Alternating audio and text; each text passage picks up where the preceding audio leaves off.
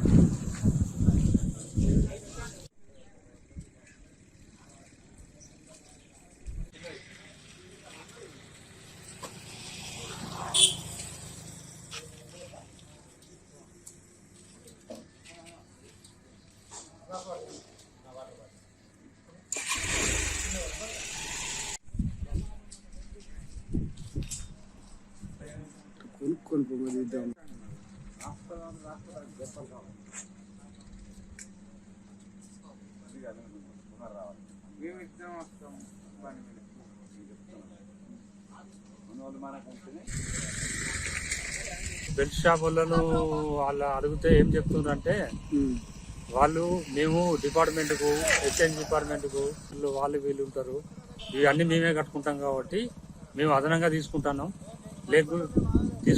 కాబట్టి మీకు ఇష్టం ఉంటేనేమో తీసుకెళ్ళండి, లేకపోతే లేదు అని మాట్లాడుతాం. బెల్ట్ షాప్ అందరికి మేమే ఇస్తున్నాం కాబట్టి మీ దగ్గర అదనంగా 10 రూపాయలు తీసుకుంటున్నాము, ఒక ఈచ్ వన్ కోటర్ అని చెప్తుంటారు. కేసెస్ చేస్తున్నాం, దాంట్లో ఎటువంటి రిలాక్సేషన్ లేదు సార్. కాగజ్ నగర్లో డివాల్యూషన్ జరుగుతుందని, లిక్కర్ డివాల్యూషన్ జరుగుతుందని ఆరోపణలు మందుబాబులు అయితే వ్యక్తపరుస్తుంది.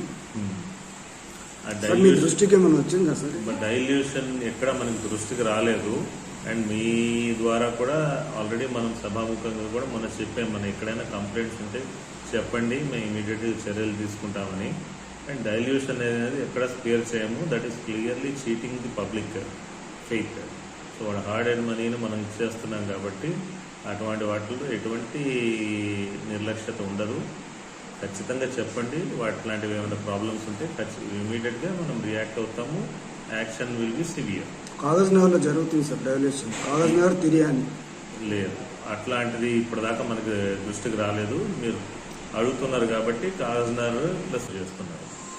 సో ఎక్కడైతే గుడుంబ తయారీకి స్కోప్ ఉన్న ఛాన్సెస్ ఉన్నాయో అన్ని చోట్ల మనం రైడ్స్ చేస్తున్నాము. దొరికిన వాళ్ళు ఎవరైతే ఉన్నారో వాళ్ళని బైండ్ ఓవర్ కూడా చేస్తున్నాం తర్వాత ఫర్ గుడ్ బిహేవియర్.